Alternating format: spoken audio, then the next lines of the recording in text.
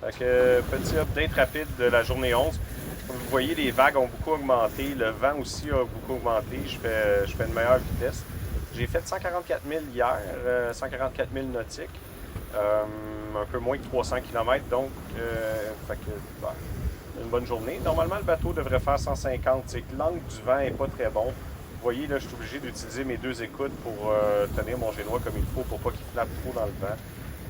Ça me cause un peu des problèmes. C'est pas dramatique, mais c'est juste sur le bord. Puis évidemment, il y a trop de vent pour sortir le code zéro ou un autre type de spi là, ou de voile qui m'amènerait sous le vent plus rapidement. Donc, je prends l'angle que j'ai puis je fais avec ce que je peux. Vous entendez mon autopilote qui travaille fort peut-être.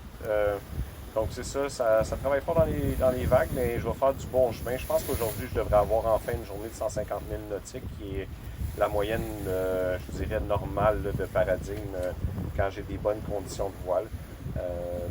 Évidemment, mon meilleur angle de vent, c'est le grand largue. J'ai pas de tangon en avant, donc avoir un tangon, ça me permettrait d'aller directement en descendant le vent, puis évidemment, ça me sauverait du terrain un petit peu, du terrain à parcourir, puis ça irait un petit peu plus vite. Donc, je vous montre en avant. C'est ça que je veux dire. Vous voyez la voile, comment elle bouge d'un bord et l'autre. Là. Ça, c'est très mauvais. Je laisse pas ça arriver normalement parce que ça donne des coups dans tout le gréement, puis ça use un peu le gréement de façon prématurée. Là. Fait que j'essaie d'éviter ça le plus possible. Là. Actuel, vous voyez que devant moi, il y a encore plus de vent. J'ai déjà quand même beaucoup de vent. Je pense que je suis déjà affecté par la zone qui est orangée ici, qui indique plus de vent. Il y a encore plus de vent ici. Donc, je viens tout juste de tourner vers le sud là, pour essayer de m'éviter. J'ai amplement de vent dans cette zone-là là, pour accomplir ce que j'ai besoin de faire. Puis j'étais déjà rendu pas mal à ma longitude où je devais tourner vers la ITCZ. Donc si je peux éviter de mettre le bateau dans les plus gros vents ici, plus je vais aller vers le sud, plus ça va être calme. Puis je devrais avoir un meilleur angle de vent aussi au fur et à mesure que je vais au sud là, pour me diriger un peu plus vers le sud-ouest là, sur cette amure-là. Là. Je suis sur bâbord amure à l'heure actuelle dans un grand lac assez profond. Fait que si on regarde la prévision météo, c'est ça, là, j'ai changé d'idée aussi parce que si on regarde ici la ligne bleue, je vais vous montrer, la ligne bleue ici nous indique là, qu'il va y avoir un meilleur vent dans les prochains jours pour le bateau. Donc vous voyez, là, le modèle de Predict Wind préfère le trajet bleu à l'heure actuelle.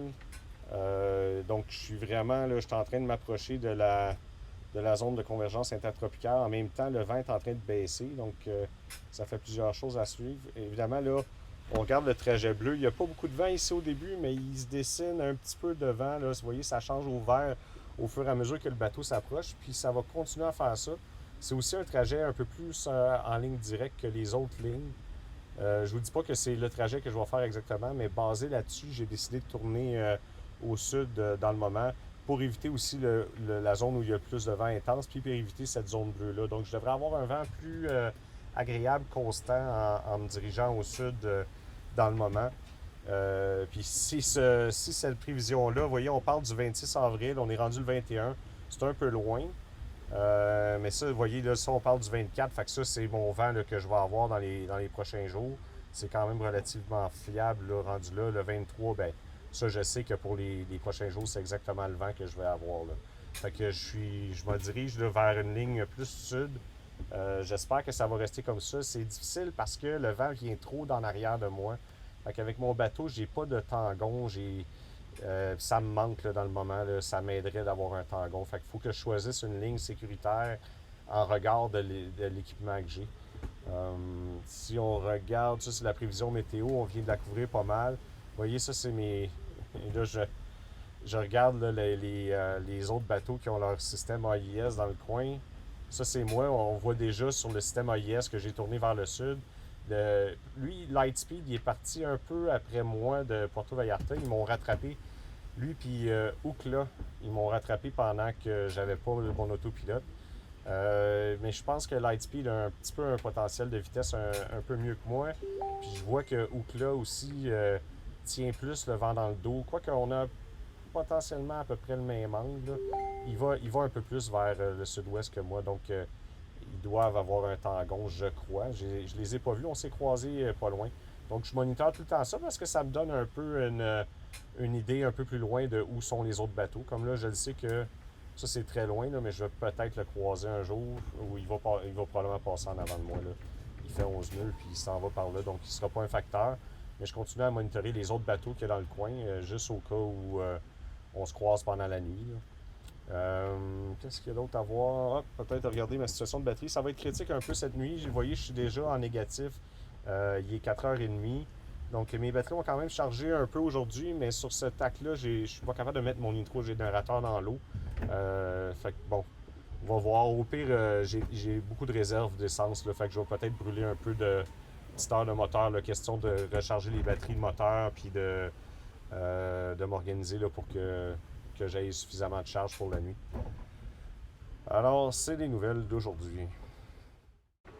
Je voulais juste prendre le temps de vous mentionner que sur ce voyage-ci, j'aurais pas pu continuer quand mon autopilote a lâché si j'avais pas eu de la bouffe déshydratée à bord. Donc ça, c'est une dame qui fait ça pour moi à la marina de La Cruz de Ouana-Caxtel.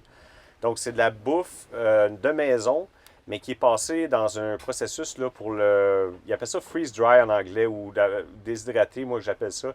Donc ça, c'est leur pad thai. Bon, il y a des gens qui n'aiment pas manger ce genre de nourriture-là. Moi, je trouve ça santé. Puis comme je vous dis, si j'avais pas eu cette facilité de cuisiner-là dans ce voyage-là, j'aurais probablement dû retourner de bord.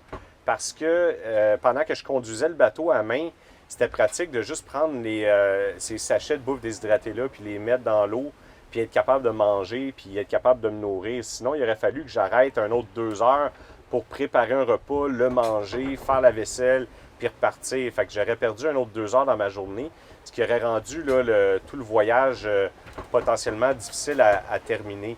Tandis qu'avec cette bouffe déshydratée-là, ben, je suis en mesure d'avoir de la nourriture rapidement, peu importe quand j'en ai besoin. Puis ça me permet d'être soutenu tout le temps. Donc, c'est vraiment pratique, c'est vraiment utile.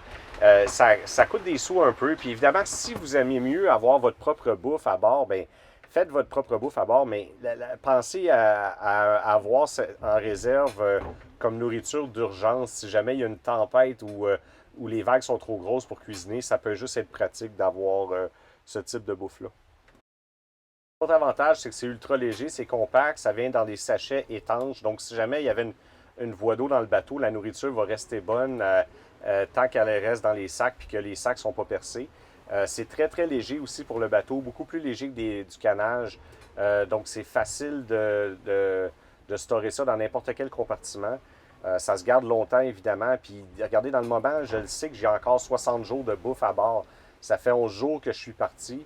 Puis il n'y a aucun doute que j'ai encore 60 jours de nourriture à bord sans aucun problème. Donc, si on pense à ça, si j'avais, mettons, évidemment des tomates, de la salade, 3-4 jours après, il n'y en a plus. Là. Donc, vraiment pratique, puis vraiment une amélioration de sécurité au large d'avoir ce type de nourriture-là.